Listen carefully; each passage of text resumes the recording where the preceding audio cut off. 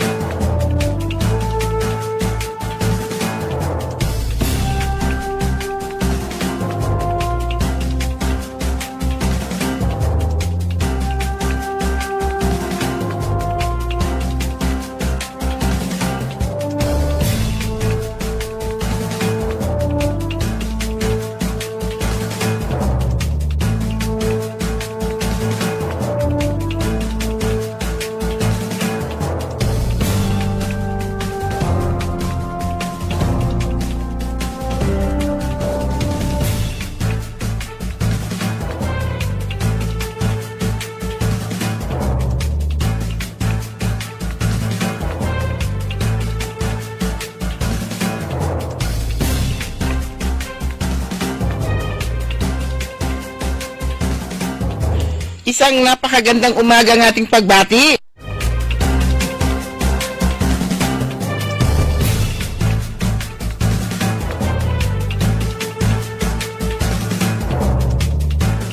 Good morning, good morning, good morning, good morning, good morning, good morning, good morning, good morning, good morning.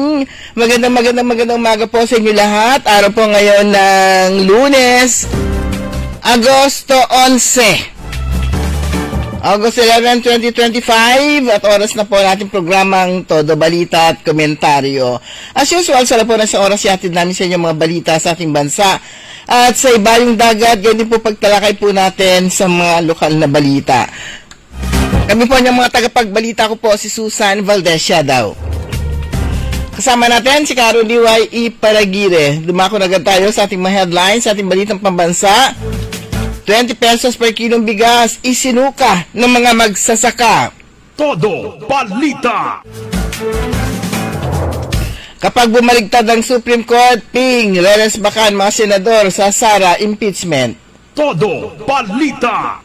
Erwin Tulfo, yarangkada pagdinig sa mga panukala kontra online gambling. Todo balita.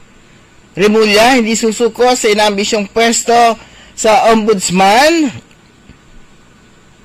Todo balita. Sa ating balita sa ibayong dagat, Apollo 13 astronaut games level patay na. Todo balita. Sa ating mga balita lokal, 1,000 kabataan scholar ng tercero distrito tumanggap ng educational assistance mula kay Congressman Rachel Arenas. Todo balita.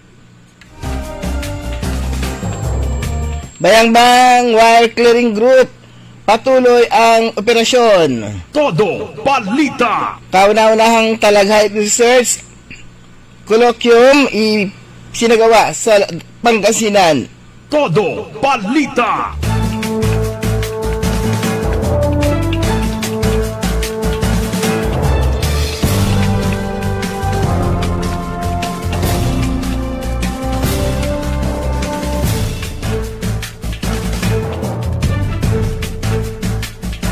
Balita Sports, balik sa tuktok, Manny Pacquiao number 1 sa WBC 147-pound ranking. Todo balita.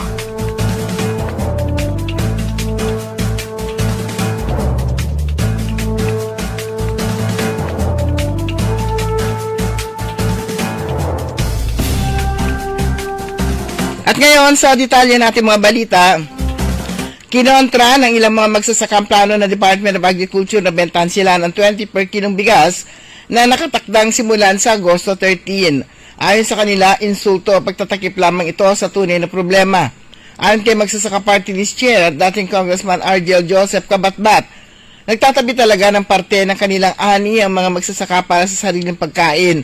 Ngayong bagsak ang presyo ng palay na hindi pa man dumadating ang bulto ng ani, talaga itatabi nila ito at hihintaying tumaas ang presyo. Hindi muna sila magbebenta maliban na lamang kung sila ay gipit na. Para kay Federation of Free Farmers National Manager Raul Montemayor, hindi malinaw kung paano makatutulong sa magsasaka ang pagbebenta sa kanila ng bigas. Sa 20 kada kilo kung ang palay ay bumagsak na sa 8 pesos kada kilo sa ilang lugar.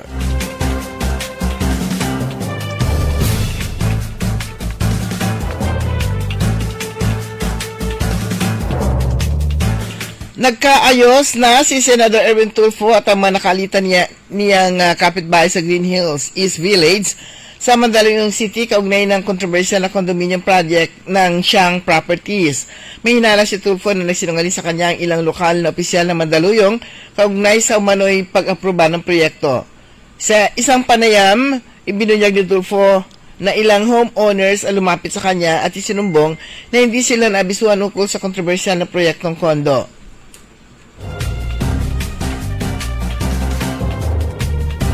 Sabi pa ni Tulfo, uminit ang tensyon sa meeting dahil may mga senior citizen na kinumpronta siya.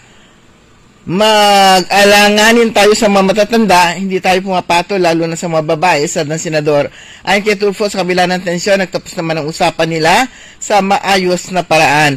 Isa si Tulfo sa pinakamatinding tumutuligsa sa naturang proyekto at nananawagan ng pagpapawalang bisa nito sa dahilang ito raw ay iligal, palihim at tahasang pambabastos sa mga residente ng East Green Hills na pakiramdam ay pinagtaksilan, binaliwala at pinagkaitan ng impormasyon.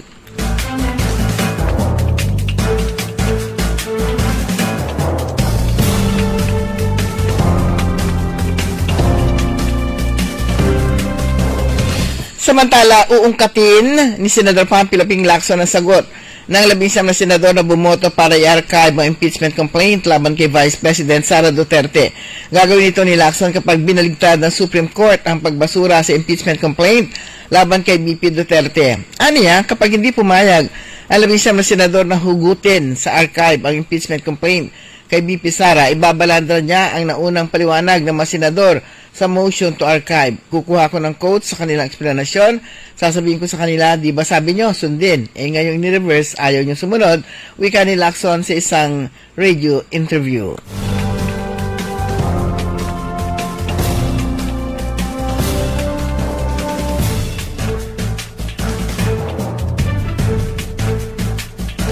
Lalagdaan ni Pangulong Ferdinand Bongbong Marcos Jr. sa susunod na linggo ang enrolled bill sa pagpapaliban ng barangay at sangguniang kabataan elections o BSKE.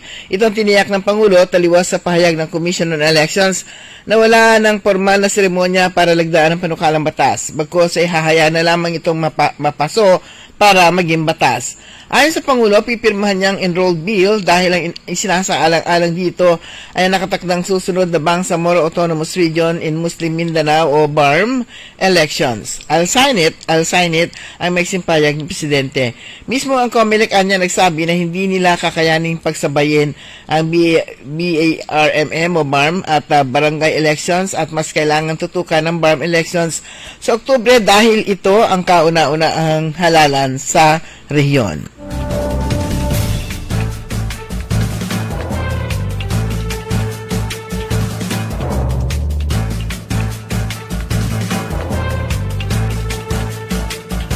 Inamin ni Senador Pam Pilaping Lacson na naguluhan sila ni Senate Minority Leader Vicente Tito Soto III na magdesisyon si Senador Juan Miguel Zubiri na bumoto kontra sa pagtable ng impeachment complaint laban kay Vice President Sara Duterte. Ang pagtable ng motion to dismiss sa impeachment complaint ay sinulong ni Soto kaya naasahan ni Lacson na papabor si Zubiri sa motion ni Soto. Sa kasamaang palad, kumontra si Zubiri sa mosyong ito to table at pumabor naman sa motion to archive ng impeachment complaint laban kay BP Duterte. Ayon kay Lacson, naunawaan nila kung iba ang posisyon ni Zubiri hinggil sa impeachment case ni BP Duterte pero ang pinagtataka nila ay kung bakit iniwan sila sa ere sa motion to table ngayong ang hangarin lamang nito ay wag mo nang galawin ang motion to dismiss ni Senador Rodante Marcoleta. Okay na sa amin yung magkanya-kanya kami ng boto sa motion to archive kasi may kanya-kanya kaming pananaw pero at least man lang doon sa motion to table wala naman silang makokontra sakaling bumoto sila doon na in favor sa motion to table kasi wala pa naman yung second motion to archive. Kaya nang hindi ko maintindihan bakit nag-no sila doon sa motion to table, ani Lacson sa isang interview.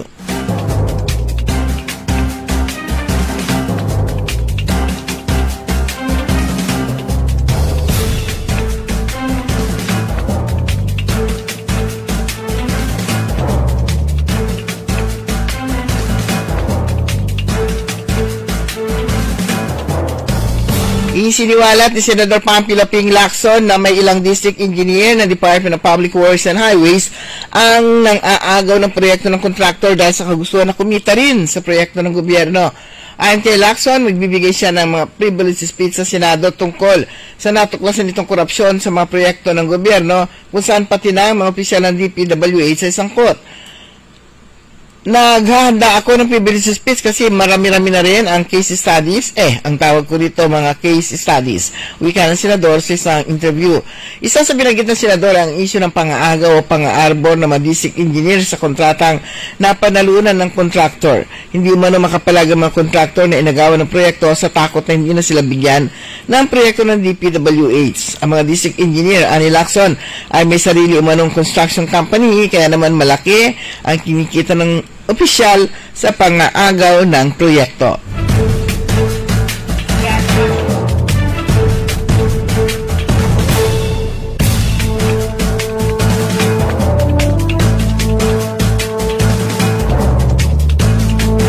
Itutulak ni Senator Erwin Tulfo na paimbestigahan sa Senado ang isang footbridge sa Maynila na bukod sa daang-daang milyong pisong overprice ay iniwan pang hindi tapos ng Department of Public Works and Highways. Ayon sa dokumento na nakuha ni Senator Tulfo mula sa DPWH, ang Pasig River Esplanades Bridge ay pinundahan noong 2019 ng 284 million at may haba na, mahigit 284 million at may haba lang na 350 feet o 107 linear meters.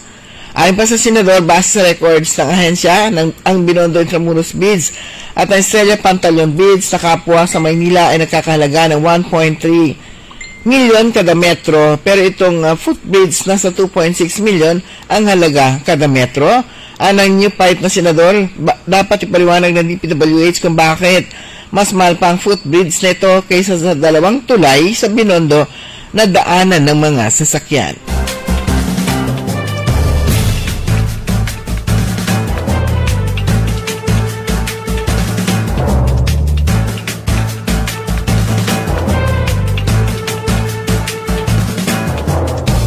Dismayado isang miyembro ng Kamara de Representantes sa kabagalan ng Department of Health na mahagapan ng pagkalat ng sakit na leptospirosis sa bansa. Ayon kay House Deputy Speaker Janet Garin, dating DOH Secretary noong Aquino Administration, may sapat namang pondo para sa sakit na leptospirosis pero hindi lang agad pinamigay ng ahensya. Anya, malinaw nagkaroon ng kababayan ng DOH sa nararanasang outbreak ng leptospirosis sa bansa. Matagal na anyang sinabihan si Secretary Teodoro Herbosa at iba pang opisyal ng DOH sa mga public hearing ng Kamara na ipakalat sa mga eskwelahan, local government units at silang lugar na palagi binabaha ang gamot na doxycycline bago pa man tamaan ang mga tao ng leptospirosis dahil sa paglusong sa baha.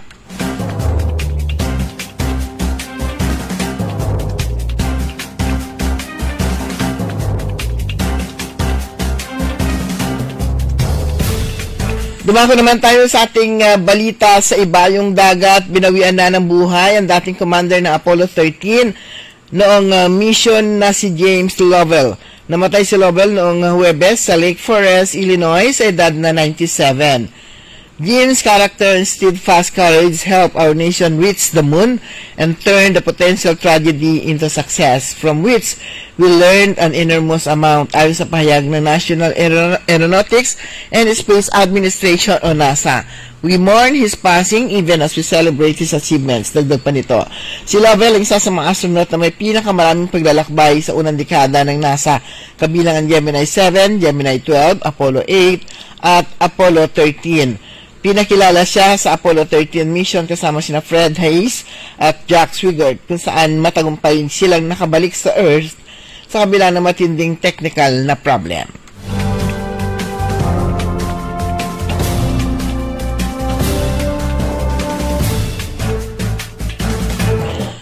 Sa atin namang mga balitang lokal, isinagawa noong Agosto 7 sa Arena sa Civic Center ang Educational Assistance Batch 2 2025 payout para sa 1,000 mag-aaral sa kolehiyo mula sa 3rd District ng Pangasinan.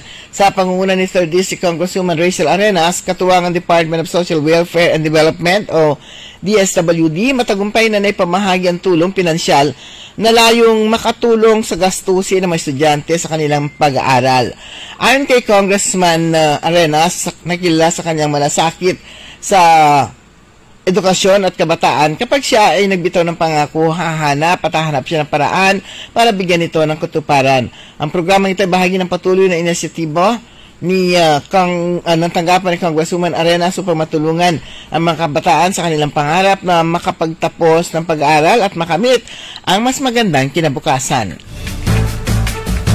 Samantala, mahigit 100 minimum wage earner mula sa 47 establishmento sa Alaminos City, Pangasinan ang nakabili at nakaranas ng pinangakong 20 pesos per kilo na bigas sa Plaza Enrique Braganza noong Agosto 8. Darwin Hombre-Bueno, ang pinuno ayon kay Darwin Hombre-Bueno, ang pinuno ng Dole West ng Pangasinan, ang bawat benepisyaryo ay nakabili ng 10 kilo ng bigas sa halagang 200 pesos lamang. Kabilang sa mga benepisyaryo sa Donis Telde, isang kawani mula sa MRI Bed and Breakfast, na nagpasalamat sa pamahalaan para sa napapanahong tulong matapos ang kamakailang matinding bagyo ay nasira ang kanilang tahanan at nahirapan ng kanilang limitadong kita. Samantala, umaasang pamahalang lungsod na makakahanap ng murang supplyo ng bigas upang makinabang ang mga residente ng Alaminos at may kahit ang iba pa na tumugma sa presyo.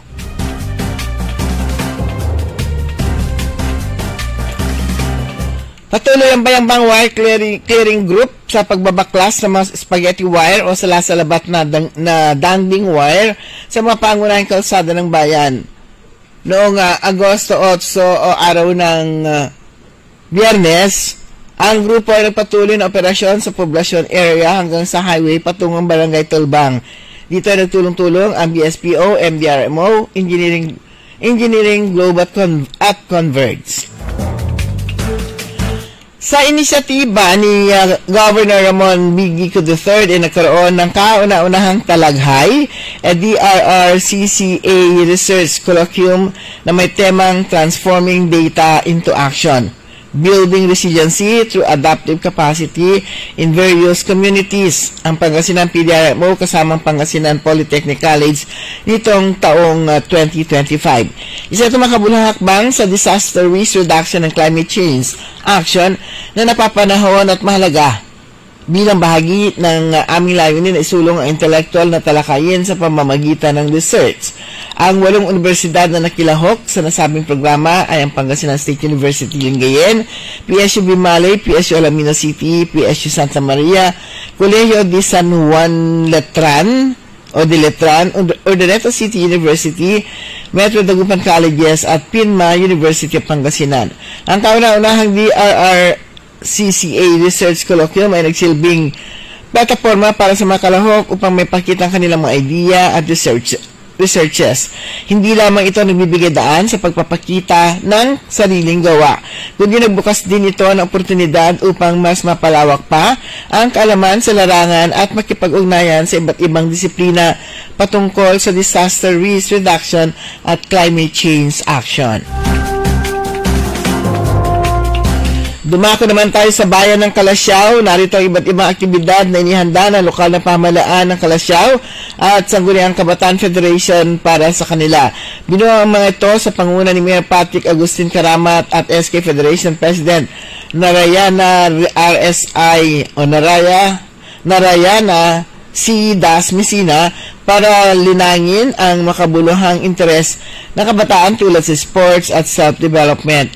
Itatampok din ang kahangahangang kabataan sa gaganaping parangal sa aktibong tagumpay at ambag ng Kabataang Kalasyawenyo o PATAK Awards. Naniniwala ang Kalasyaw LGU at ang Kabataang Kalasyaw, ang lakas ng bayan ay pag-asa ng kinabukasan.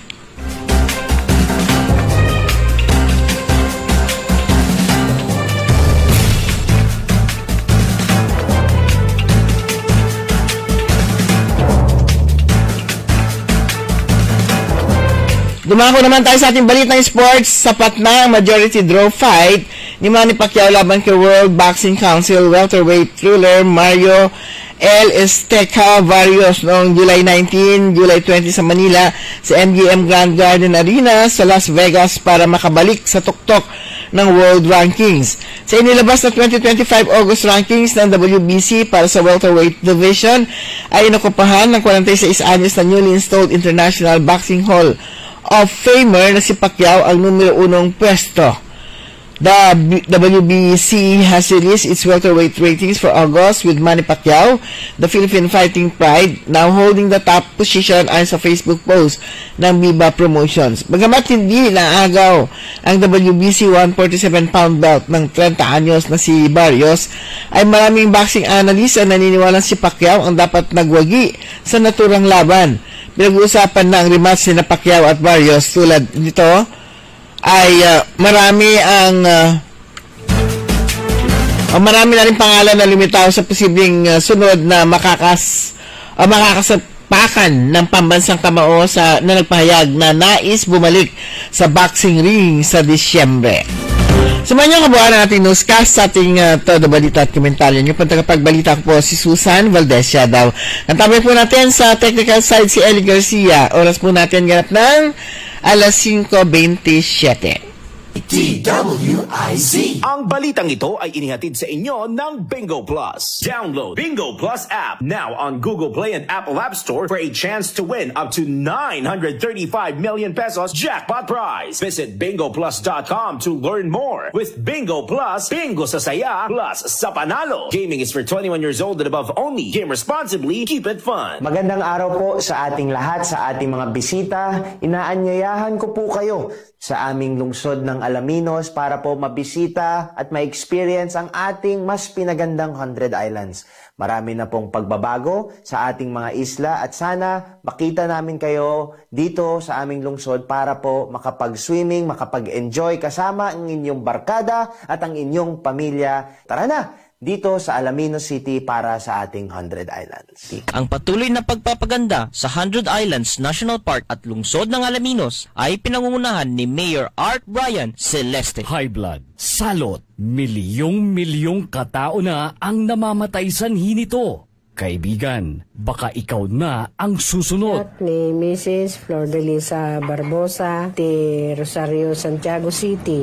Agtawenak ti 63. Manungatawan nga aglutluto ako, tada karindiriyak. Mariknak agpipikal, ti imimak iso nga nangagak ti radyo, dati agas nga pao di arko. Pinadas ko, mayat ti epekto na. Duti food supplement nga napadpadasa ko, awan ti epekto na. Dato'y pao di arko, idi nagtumarak, manungal daw lang, han nga agpipikal ti imakon. Awisen kay nga mangpadas, tapno may katmat, dagita rik-rik na inyong, saksakitin nyo. Kaya kaibigan, buhay mo'y ingatan. Mag-Aldrich Pau di Arco Herbal Capsule na para kalusugan mo ay garantisado.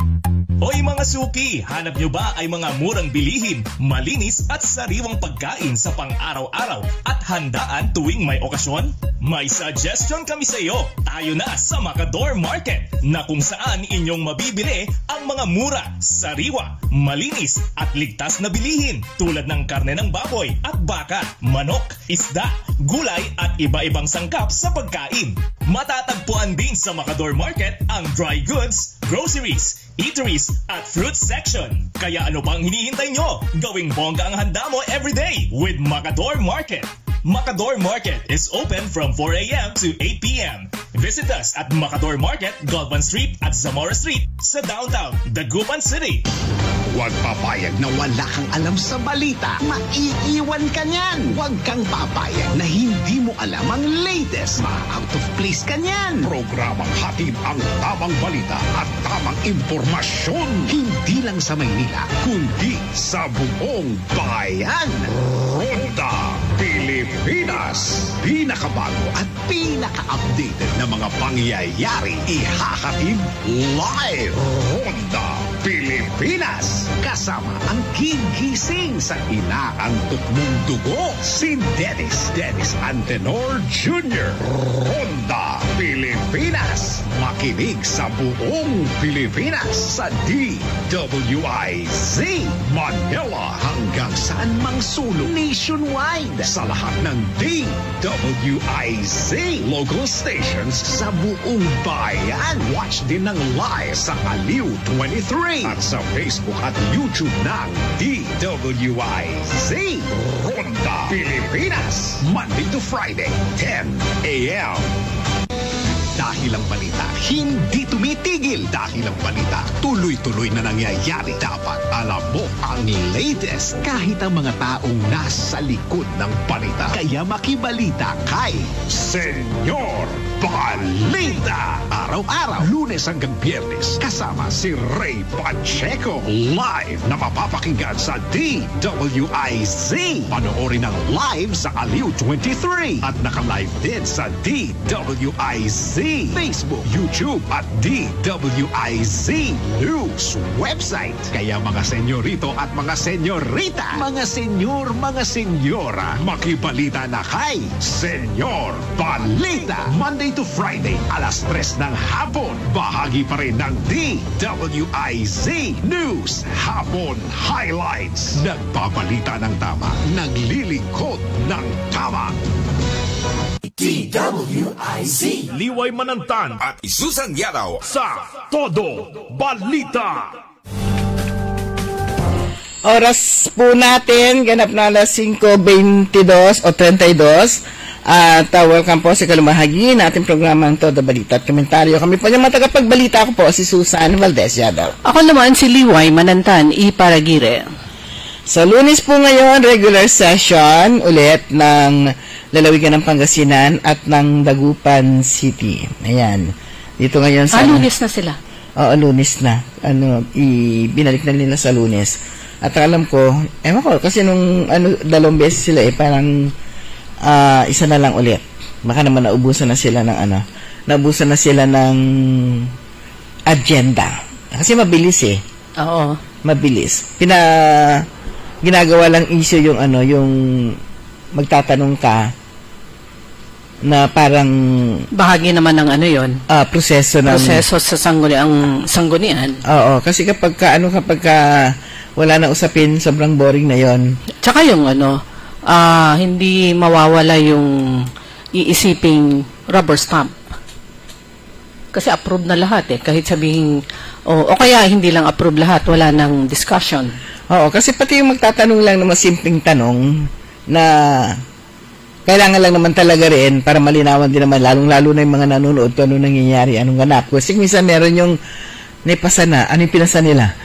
Pag hindi ka alerto, di ba lalo na kung wala mga title, yung mga resolution, ordinansa na ipapasa nila, tapos pumasa, hindi mo alam kung ano yung mga pinapasa nila. So, tama lang na merong mga katanungan na dapat din kasi mahirap din naman isa ka mambabatas na aayunan mo yung isang bagay na hindi mo naman alam kung ano yung inaayunan mo, kung ano yung pipirmahan mo mamaya o aprobahan mo mamaya. At saka, kunyari na pag-usapan na pero biglang wala unlasan question na kailangan ng kaliwanagan, hindi naman masamang magtanong. Dahil ang pagtatanong, hindi ito naman ay para sa mga taong ibinoto yung mga opisyal. Hindi lang yung opisyal na nagtatanong, kundi para sa lahat.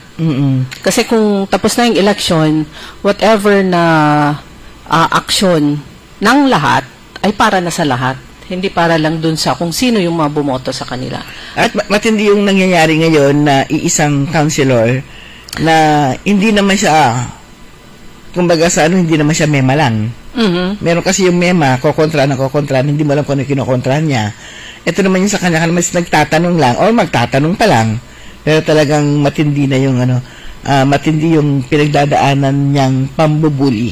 Na alam na ng hindi lang alam na ng buong Dagupan at mga kalapit lalawigan yung nangyayari ngayon dito sa siyudad ng Dagupan. Marami kasi nakatutok din At saka yan yung sinasabi po natin, iisa lang siya na minority. Pero super minority. Ano siya, threat? Hindi naman.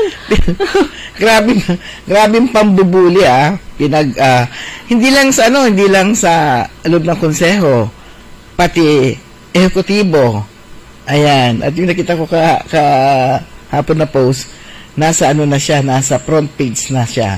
Sa front page na yung pambubuli niyo sa akin. Tsaka headline. True. Headline siya. Sa bayan po ng Kalasyaw, mga kaibigan, ngayon nga po sa selebrasyon ng Buwan ng Kabataan. Ngayong araw, August 11, launching ng kanilang Panangidaulo tan Serbisyo na Ugugaw. Ang acronym nila ay PSU, Panangidaulo tan Serbisyo na Ugugaw, Election and Orientation of Youth Officials and Partnership Signing with DepEd. So, ngayong umaga yon, at sabi nga dito, binuon ang mga ito sa pangunguna ni Mayor Patrick Agustin Karamat at ang SK Federation President ng Kalasyaw na si President Narayana Das Messina para linangin ang makabuluhang interes ng kabataan tulad sa sports at self-development. So, itatampok ang kahangahangang kabataan sa gaganaping parangal sa aktibong tagumpay at ambag ng kabataang Kalasyaw, Kalasyawenyo o Patak Awards. Yan, akala ko nga ano na yung patak na yun. Ano itong patak? Parangal sa aktibong tagumpay at ambag ng kabataang Kalasyawenyo o Patak Awards. In short, Patrick Agustin Karamat. Yan. Ang itinatawag sa kanya dahil nga sa patak. O patak. Patak yun, hindi yung patak. Okay, laro ng lahi naman sa 15, barangay level. Merong teenage pregnancy and sexual reproductive symposium. Maganda yan, teenage pregnancy and sexual reproductive symposium dahil ang daming mga kabataan na very active. Job Fair 2.0 Carmack. Ayun, Carmack Dayo Series. Ano naman yung Carmack? Baka yung Makanlalay. Okay. Bala ko amay laku ay lugan. Carmack nun. Carmack Makanlalay Dayo Series. Ayan. Tapos, susunod ulit yung Panangidaulo tan Serbisyo nag-ugaw training. Umpisa na ng kanilang training. Maganda malaman kung ano yung mga guidelines ng kanilang PSU, Panangidaulo tan Serbisyo na Ugugaw. Ayan, magandang partnership ito ng LGU at saka ng SK. Kasi parang mukhang SK naman si Mayor dahil batang-bata.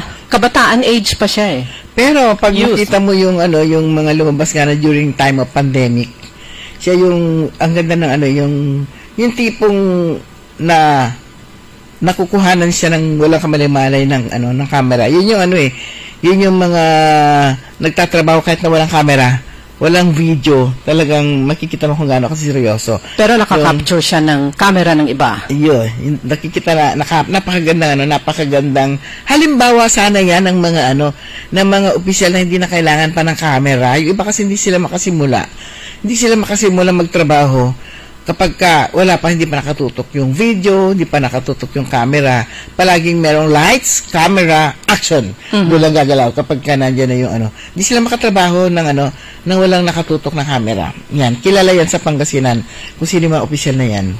Ito naman ngayon ko lang na-realize to, pero ito ay in-screenshot ko nung August 8. Pero ito pala yun. Post ito ni Cap Richie Abalos ng Mangaldan. PCL Pangasinan Chapter, Pangasinan ang galing candidates. Yun yung hindi picture lang tinignan, hindi binasa. Ito pala yun, sabi niya, headed by Councilor Martin Season, endorsed by our Governor Gico.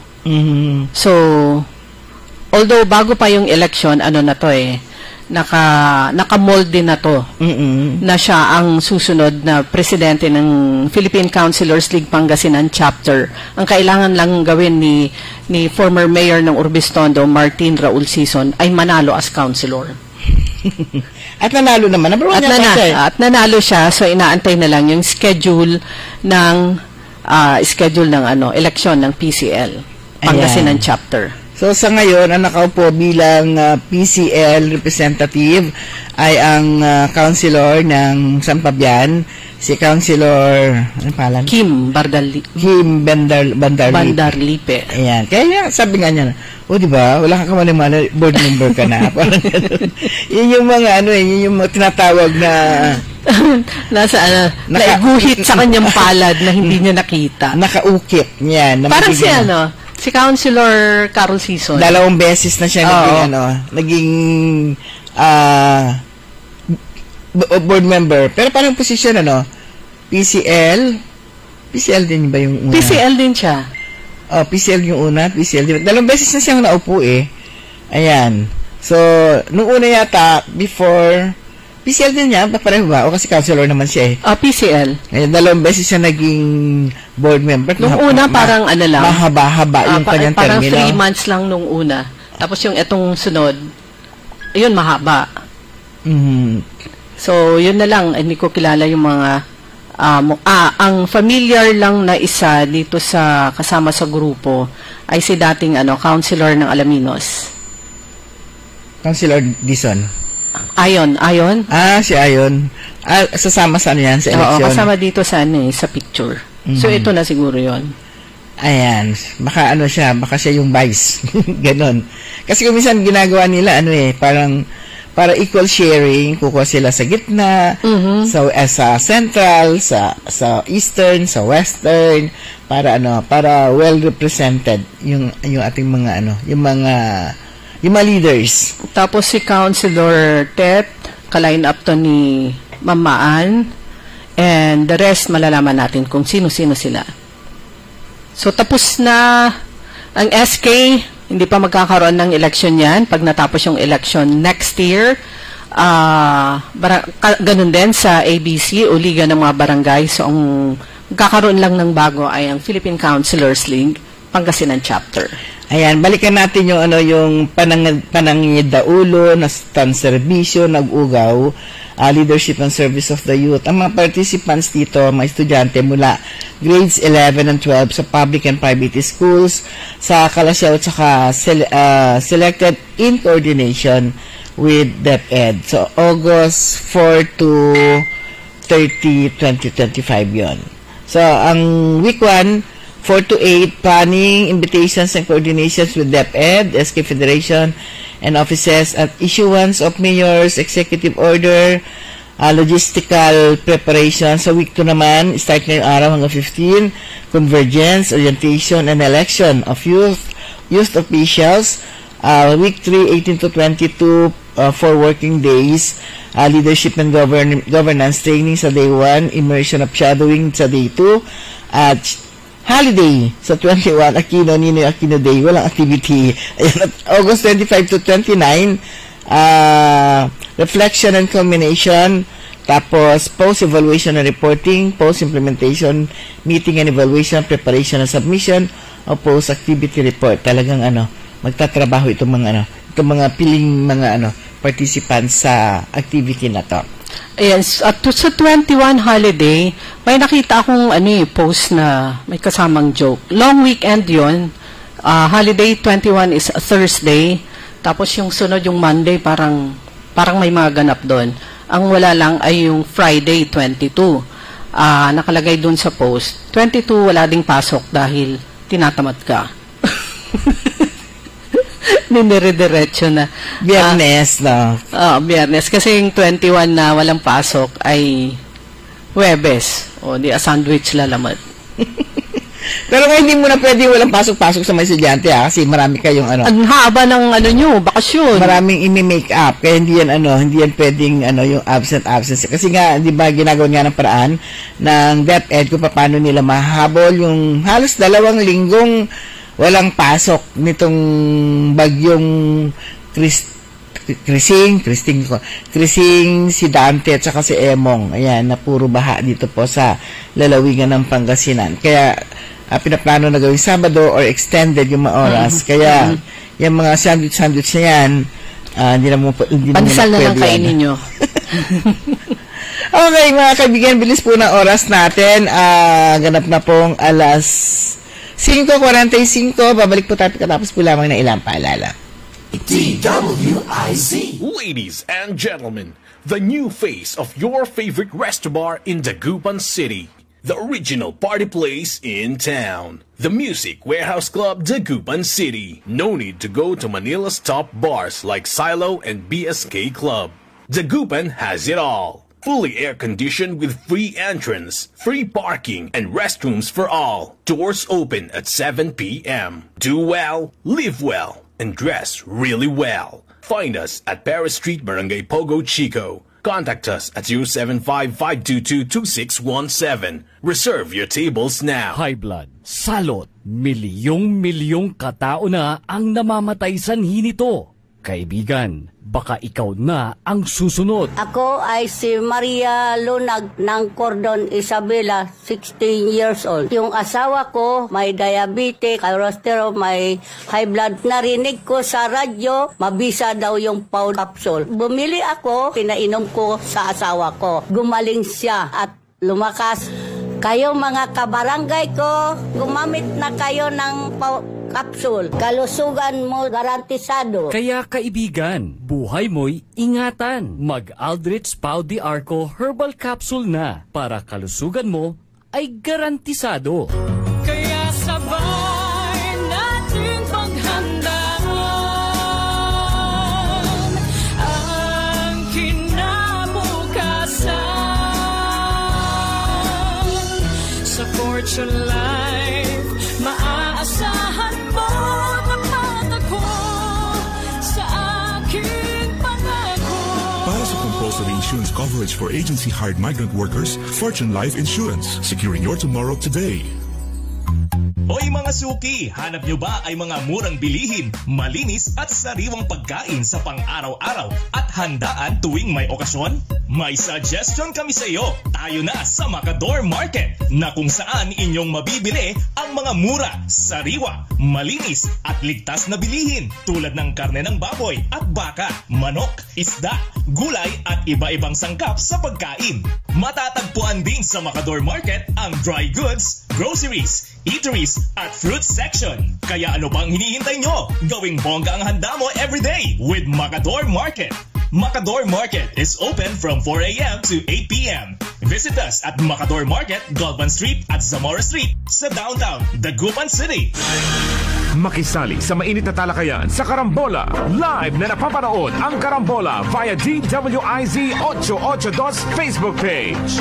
Maaari ninyong ipadala ang inyong mga komento o opinyon sa aming mga text line 0908-136-6060 o tumawag sa aming hotline 470-1750-54. Karambola Nationwide. Pilipinas, ngayon na pinangungunahan ni dating Press Undersecretary Robert T. Rivera at ni Lady Eliza, winner of the 2022 Radio and Online Host of the Year Award mula sa Asia Pacific Luminaire Awards sa kanilang segment na Oh My Arts. It's culture, health, and wellness, business at iba pa. At ng Bravo Filipino Awards as the most stylish teleradio team tuwing Lunes at Miyerkules alas 2 hanggang alas 3 ng hapon. Pilipinas, ngayon na! What's up, Pilipinas? What's up, Pilipino? Sana diretso ang araw mo na payapa, tahimik at maunlad. Tara, sali ka na sa programang may usapang pangkapayapaan, usapang pangkaunlaran sa Up Pilipinas. Usapang pangkapayapaan, usapang pangkaunlaran, Pilipinas. Kasali ang lahat sa kwentuhang pambayan. Live na live sa DWIZ Manila. Live din sa Aliw 23 Free TV. At pwedeng i-follow sa lahat ng DWIZ Facebook, YouTube. At pwede rin mapanood sa DWIZ News app. Kasama si retired Brigadier General Jerry Zamudio at ang batikang broadcaster na sina Andy Vital at Emil Carrion. Up Pilipinas. Usapang pangkapayapaan, usapang pangkaunlaran, Pilipinas. Tuwing Tuesday to Friday, 7 p.m. DWIZ Liway Manantan at Isusan Yaraw sa Todo Balita. 10 minuto na lang bago sumapit ang 6 ng umaga. Ito, meron lang tayong public service. Merong itinurn over ang isang jeepney driver. Driver ng Tondaligan Jeepney. May naiwan na isang plastic folder.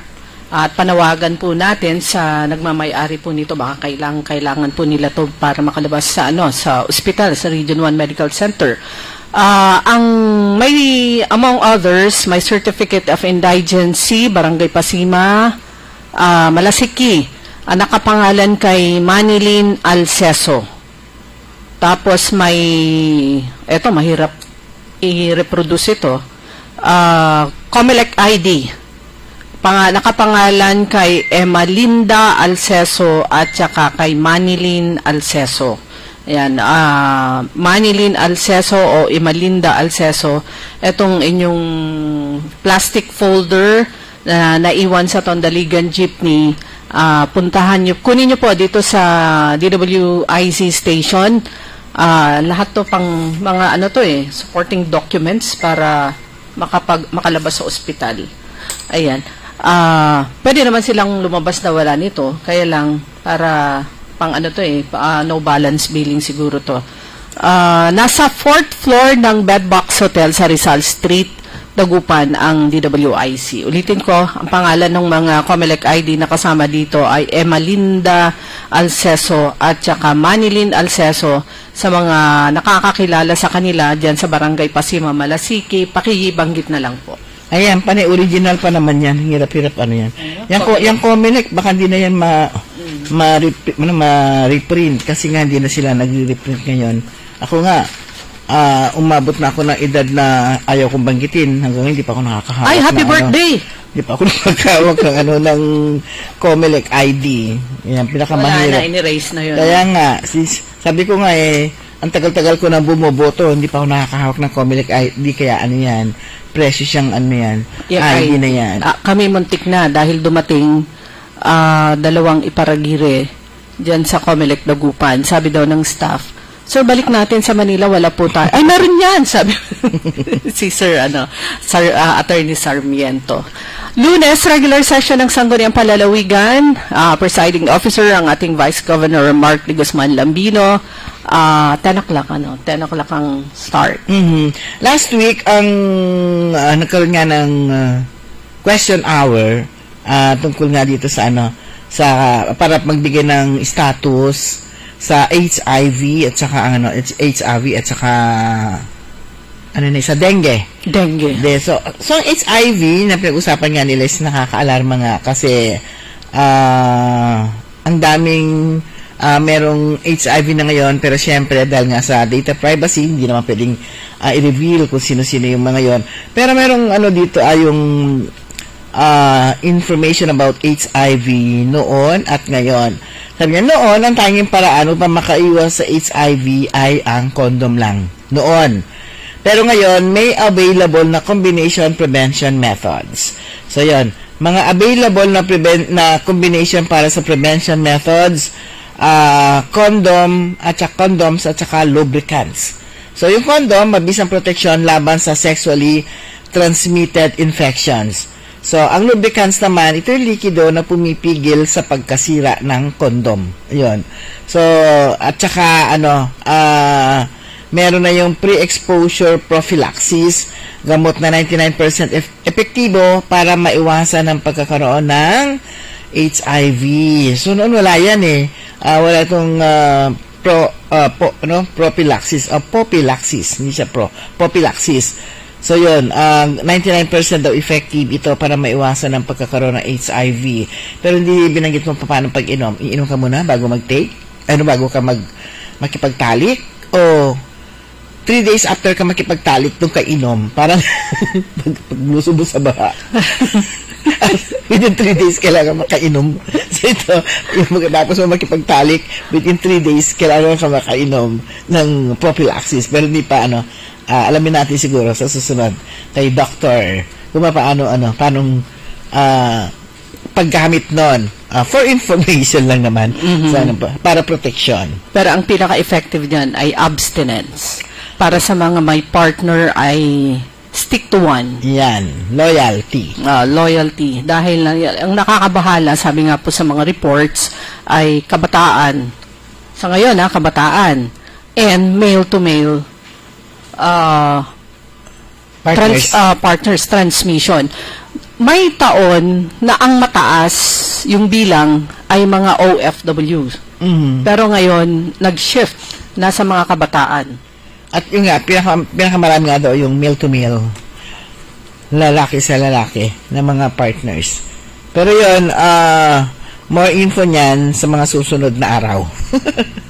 Okay, good morning kina Oscar Dolormente, Ernesto Mosada, Roberto Nime, Rafael Acosta Magalyag, si Ate Aurea, si Jerry Rosario, si Lynn Hi, board member. Good morning. Si Jerry Rosario ba yun? Si board member ba yun? Sana. Wala sa aheri ko eh. At saka si Jaime Rodriguez, saka si Manuel Zambrano, at saka si Servando Palma, at saka si Brian Ochabe, at saka si Alex Fuentes Carino. At si Cora Aquino at Kuya Mar dyan sa Barangay Tabang Tan, dyan sa may Capitol Complex, si Marie at saka si Nino. Si Madam Roske, good morning. Meron pa isa. Kuya Benji, good morning. At saka yung ating mga listeners po dito sa dito sa may Fernandez Street. Ayan, malakas na naman yung radyo diyan ng DWIC. Nung kasi medyo nung nalipat tayo noon ng hapon, matagal bago sila bumalik. Oo. Kasi lumipat sila. At ang tagal bago sila nakabalik. Ayan, itong kauna-unahang talaghay research colloquium. Ayan, isa itong research colloquium na may temang Transforming Data into Action, Building Resiliency through Adaptive Capacity in Various Communities. Ang Pangasinan PDRMO kasama yung Pangasinan Polytechnic College, gagawin po nila itong kauna-unahang talaghay. Ang lalim ng kanilang Tagalog. O Tagalog ba itong talaghay o acronym ito? Talaghay. Ayan. Alamin din natin kung ano itong talaghay na to. Oo, tsaka nabanggit ang Pangasinan Polytechnic. Kailan na yung mag-uumpisa yung kanilang pasukan? Ito na eh. Next week kaya? Ito na yung pangalawang taon ng Pangasinan Polytechnic College at second year na. Yung first batch na 700 na full scholar ng provincial government ng Pangasinan. At mag-uumpisa first year naman yung mga bago. Ayan, eto na. Baka next week. Ito nga. Start of classes and student orientation, August 11. Ayan, kumusta na yung mga hindi nakapagparehistro? Tapos na eh. Tapos na, nung 10? Hanggang 10 lang. So, yung mga nagpapatumpik-tumpik o nagpo-postpone. Pero meron yung yung napakinggan natin na talagang dinagsa. Yung last day. Ganyan naman palagi kapag last day, talagang dinadagsa yung yung registration na yan kasi talagang gusto rin naman na magpa-register. Kaya lang, kapag ka naman registration naman kasi, ayun, postpone sila o yun lang talaga naman yung available day nila para magpa-register. Yung iba, hindi pa rin nakapagpa-register. Pero mukhang mukhang lalagdaan na ni Pangulong Bongbong Marcos yung bill nga na magpo-postpone dito nga po sa election. Wala pa yung pirma niya? Wala pa. Masyadong nabibitin, ramay incumbent. Oo, pero meron nga announcement siya na lalagdaan na. niya. At may seremonya para alam ng lahat. Kasi ang daming nag-aabang, pati mga DILG, COMELEC, tuloy ba? Hanggang din nilalagdan, tuloy. Ayan, kaya yung trabaho nila tuloy. Kaya lang, sayang din yung mga ibang halimbawa nito, kagaya itong mga, yung mga, wala pa naman pala nag-file. Meron na ba nag-file? Wala pa. Wala pa sa calendar ng yun. Kasi kapag ka nag-file na, ayun, tapos hindi tinuloy, yun naman yung sayang. Kaya itong registration na to, okay din lang. Para hindi na sila dumagdag sa magpaparegister sa pagdating ng yung araw na talaga na kapag ka matutuloy ng election. Dahil sigurado na namang meron na namang magpaparegister. At least, nakapagparegister na sila. Pero mga kaibigan, wala na po tayo sapat na oras. Good morning, Mama Ta. Ayan, tsaka tropa. At saka kay DCV yan, maagang gumigising sa Skinoo. Wala na po tayo sapat na oras. At syempre yung panghuli, yung muli pagbati ng happy birthday kay Kaaron Susan niya daw. Yan, happy birthday to me. Wala na po tayo sapat na oras. Tabayan po ninyo, susunod agad. Early in the morning, makasama po ninyo si Karen Orly Navarro. Programang Todo Balita at Komentaryo, kami po nyo nakasama. Sa technical side, si Ellie Garcia. Ako po si Liway Manantan Iparagire. Ako naman si Susan Valdez Yadaw. Magandang umaga po sa inyo lahat. Sumain nyo ang Todo Balita, Lunes hanggang Sabado, dito sa DWIZ FM 89.3 News Radio Dagupan.